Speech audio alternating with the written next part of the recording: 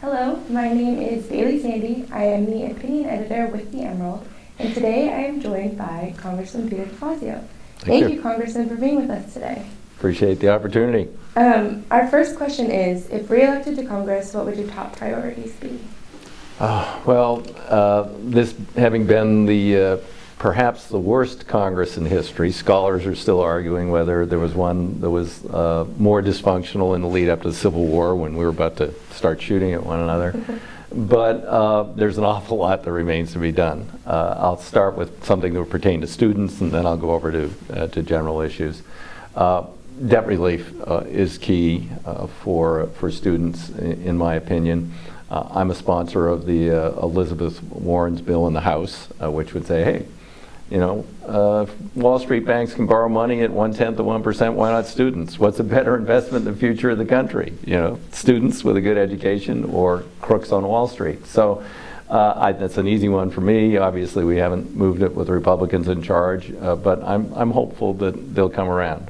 It's a huge and growing problem, the amount of debt that undergraduates are graduating with, let alone when you get on to graduate school. And the graduate students have been cut off from the federal financial aid from the Perkins loans, so they can't get the flexibility in repayment. They can't get opportunities to work that down in a public service job. At least we've kept those for undergraduates, but more needs to be done. So that's very, very important. Then the other things I'm working on pertain to putting America back to work. I'm a senior member of the Transportation Committee, and if we rebuild America's infrastructure, bring it up to a 21st century infrastructure, we could put probably 1 million people to work. And it's not just construction jobs, because you're talking manufacturing, you're talking engineering. When it comes to transit vehicles, you're talking high technology. Those sorts of investments would be a tremendous benefit. We'd be more fuel efficient, less congested, more competitive in the world economy, and we put people to work. So that's very high on my list. Resolving the decades-old fight over federal forests in Oregon. We have some unique lands here in Oregon called the O&C lands. Congress in 1937 dedicated them to supporting the counties in southwest Oregon. And said they should be perpetually managed for supply of timber and sustainably.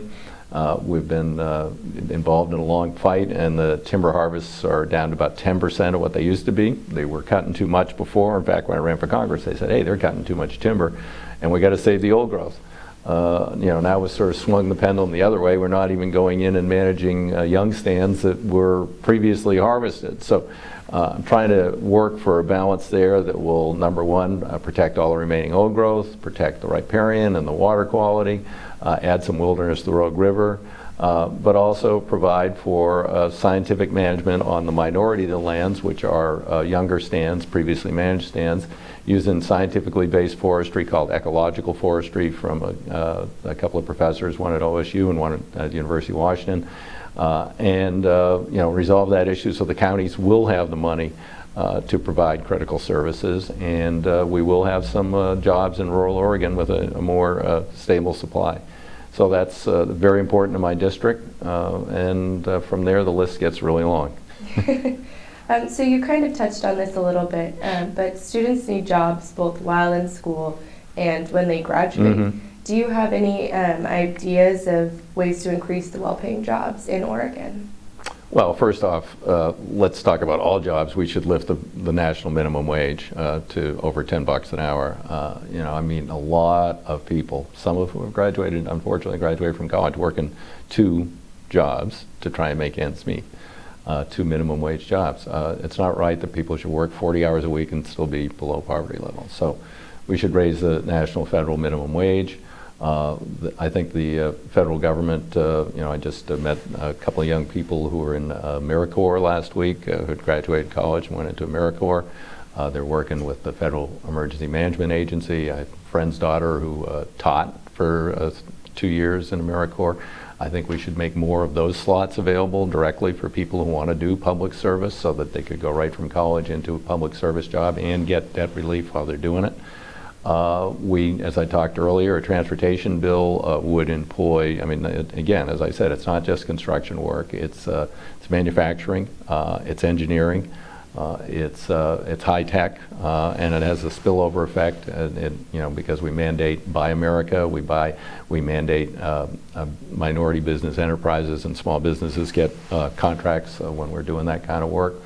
There's something I'm fighting against, which will save and potentially bring jobs, which is a new massive trade agreement called the Trans-Pacific Partnership, which would continue the really, really bad trend of undermining environmental laws, consumer protections, and exporting American jobs, and it would accelerate that, in fact. And thus far, we're actually winning that fight.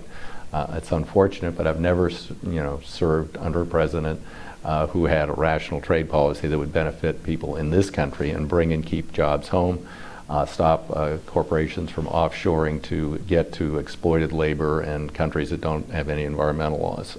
That's got to stop. So new trade policies could bring and keep jobs home, and direct employment and investments in education, as I talked about earlier, and in transportation and infrastructure. Another thing that is a really big problem for students is that we continue to be faced with rising tuition and loan costs. What do you have?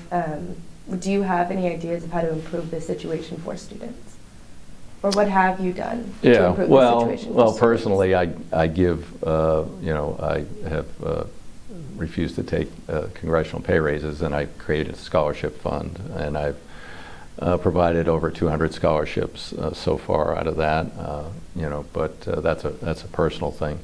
I have fought for direct student loans with flexibility for people to, in fact, provisions we got when the Democrats were in charge of the House. Republicans have tried to undo it, but to say, okay, you get a Perkins loan, you will never pay more than a certain percentage of your income for that loan. If you pay the loan faithfully for either 15 or 20 years, but you've been working in a low-income job, or the rest of the loan's forgiven. You can go into a whole wide range of public service opportunities to work off the job, depending upon your skill set. Those are really important. And then, it's not a federal function, but we've got to stop the tuition increases and loading the costs of running the university onto the backs of students. When I went to the U of O graduate school, it was like $400 a quarter. I mean, I think it's more than $400 a credit now. So, we've got to get the costs down. But that's, the federal government really hasn't, the federal government's mostly invested in the student financial aid part. Tuition is the state government, and the lack of state support for higher ed has led to the high tuition. So we got to push the state to deal with that and try and get those costs down. A very popular issue currently in Oregon, as well as across the nation, is the legalization of recreational marijuana. Subsequently, this is something that's made its way onto our ballot, and we'll be able to vote for it in November. Where do you stand on this issue? I'll be supporting it. I think it's a very well thought out measure. It provides for a tax that won't be too high to drive people back to the black market. So hopefully it'll drive some of the black market people out of business, which does involve organized crime. And in fact, we have an endangered species in southern Oregon because of dope growers on federal lands who are indiscriminately using rat poison, and they're killing off a species called fishers, kind of a weasel-like thing. So it'd be nice if we can stop the illicit production and the damage that comes from that and organized crime, and get it into a regulated sphere at reasonable prices. And I think the Oregon ballot measure is well thought out. Now, a problem we have is that it's still illegal nationally. It would be preferable to have a national legalization. Republicans aren't going to even consider that. So we are able to do this, but it's permissive on the part of this president. Now, you've got to worry about who's the next president and whether they will continue to allow states to have medical marijuana and recreational marijuana. You know, you could bring in some bonehead right-winger and they could sick the Justice Department on us. So, you know, we need to do this ultimately nationally, but if enough states do it pretty quickly, then, you know, maybe we can get it done nationally. Our nation seems to be paralyzed by partisan politics. What would you do to foster bipartisan solutions to the problems facing America?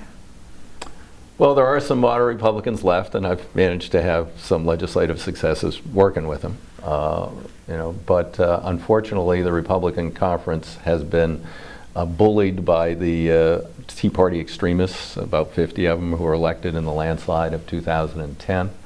A lot of them got elected and have gotten reelected because of gerrymandering. That is, districts were drawn by states where the Republicans controlled the House, the Senate, and the governorship to disadvantage Democrats, pack Democrats into certain districts, and then give Republicans safe districts. Democrats got 1.4 million more votes for House in the last election, and the Republicans maintained their large majority. So we need to have redistricting that's nonpartisan. California does that, and it brought about a big turnover and more fair and competitive elections.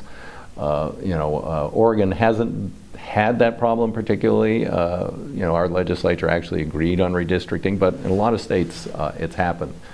Some states that are very Democratic states are represented by a majority of their House delegation Republicans because of artful gerrymandering. So that's one problem. The second thing is money.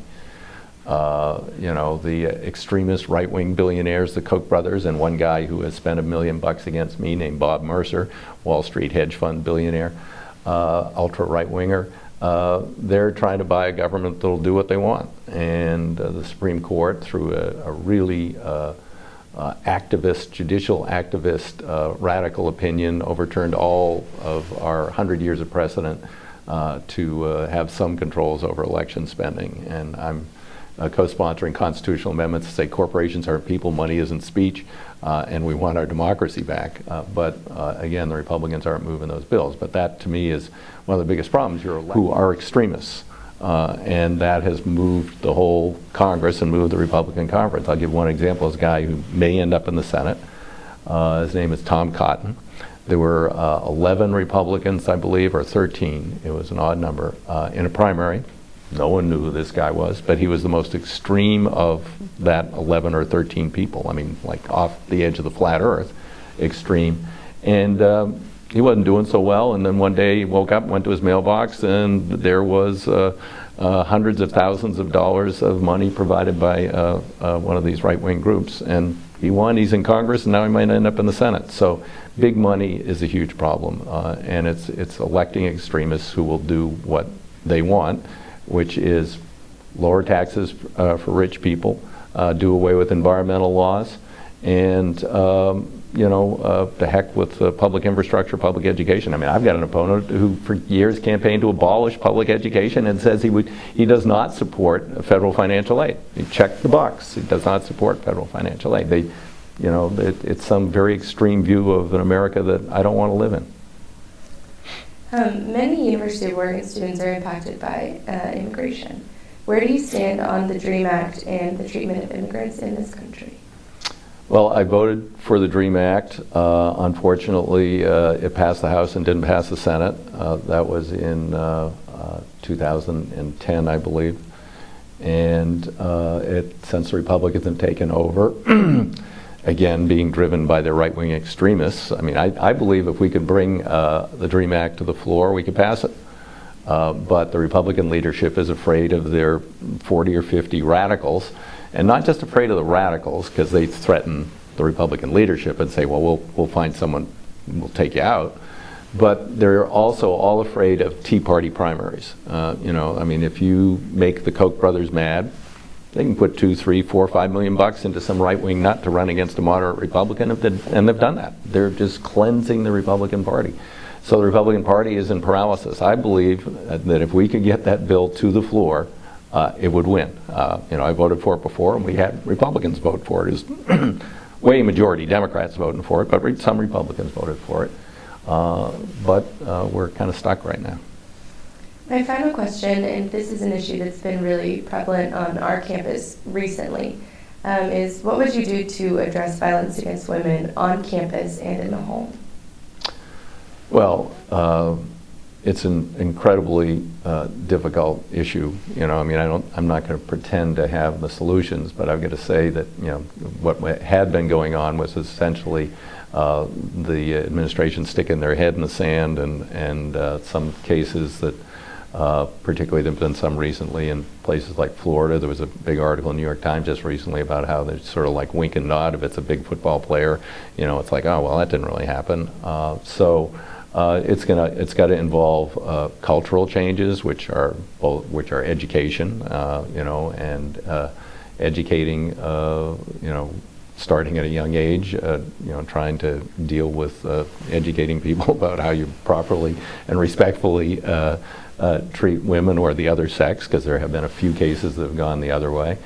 You know, oversight, law enforcement, you know, providing counseling services where people feel safe, where they can go. A lot of women don't report because, you know, maybe they know someone had a bad experience when they reported. They got blown off, or they even got, you know, I mean, you know, got ridiculed or got nasty emails or whatever. I mean, all that stuff's got to get stamped out. We got to make it safe for people to come forward when it happens, and you know, provide the kind of support they're going to need, which is both law enforcement, counseling, and administrators who care and are being actively engaged in trying to prevent it. Well, that was my final question. Mm-hmm. Is there anything that you would like to add that you feel hasn't been addressed? Well, I hope students are registered, because it's too late. Oregon has a 20-day cutoff, which I don't think we should have. It was put in place because of a group of people called the Rajneeshis who were trying to take over a county, and they were supposedly busing people in, and so the legislature adopted a 20-day cutoff. It's unfortunate, because a lot of people, hey, you're busy, you're in school, you're working, and until the election gets really close, you have to, oh, there's an election coming up, I'd like to register to vote. Well, sorry, it's within 20 days. That should be changed. But beyond that, if they are students who are registered, need to vote. It's about your future. The people, you know, that we elect care most about those who participate the most, or unfortunately these days, people who give the most money. Well, students aren't going to give the most money. And people who don't have the interests of students at heart are giving a lot of money, but the one way to overcome that is to be actively involved in a campaign or an initiative, and to support candidates and to actually vote. It's not too hard. Vote by mail here in Oregon. Just and you don't even have to buy a stamp. You know, they usually set up a big ballot box at the EMU. I don't know with the reconstruction what they're going to do, but hopefully they will make it easy for students to drop off ballots here on campus. Well, alrighty. Thank you so much Sure. for joining us today, Yeah, and we thank hope you. that you come back and see us soon. Oh, that was fun. Thanks. Yeah, enjoyed it. Thank you.